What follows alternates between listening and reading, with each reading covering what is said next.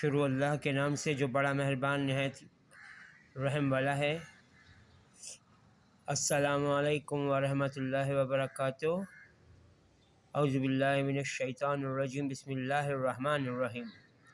السلام علیکم ورحمۃ اللہ وبرکاتہ۔ تمام مسلح فوج کے سربراہ فیلڈ مارشل جنرل حافظ سید عاصم منیر اور ISI چیف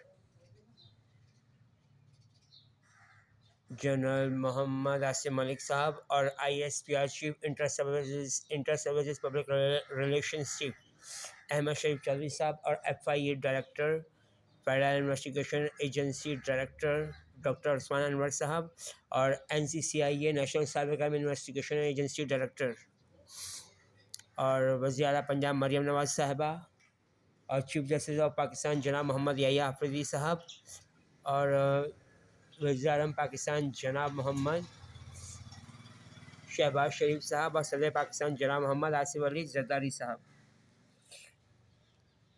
اور ایران کے مجتبیٰ خامنہئی صاحب، آپ لوگوں سے درخواست ہے کہ ایران کو اس مشکل وقت میں تنہا نہ چھوڑا جائے تو یہ بہتر ہے، ورنہ یوٹیوب پر جو کہا جا رہا ہے کہ سب سے پہلے پاکستان، تو ایسا نہیں ہو سکتا۔ سب سے پہلے پاکستان نہیں، سب سے پہلے دین اسلام ہے۔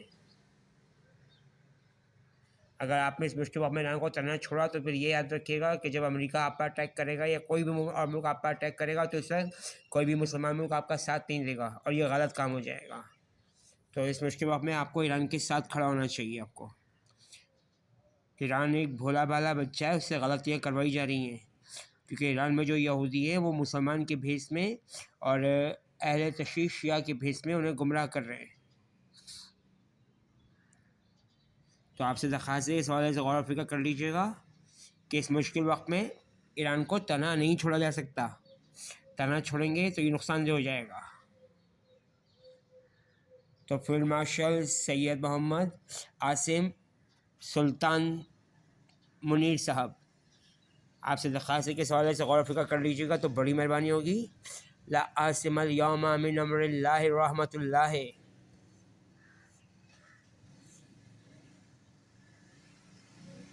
اور یہودی اور قادیانی مرزائی اور بنی اسرائیلی اور شیطان کے پجاری اور ایلومیناٹی فری میسنری اور دجال کے پجاری اور بت پرست اور شیطان پرست اور قبر پرست اور دجال پرست،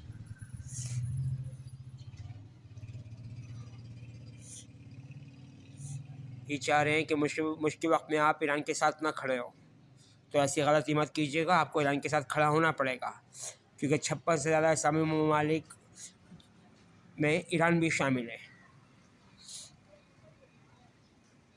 تو اس حوالے سے غور و فکر کر لیجیے گا اور ایران کے جو یہودی ہیں ان کے خلاف کام کرنا ہے۔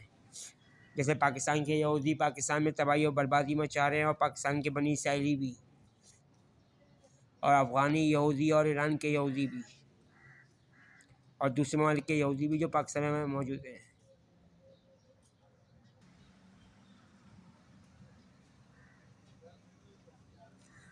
تو اللہ تعالیٰ امت مسلمہ کا حامی و ناصر ہو، آمین یا رب العالمین ارحم الراحمین۔ پاک فوج زندہ باد، پاکستان پائندہ آباد، دین اسلام زندہ باد۔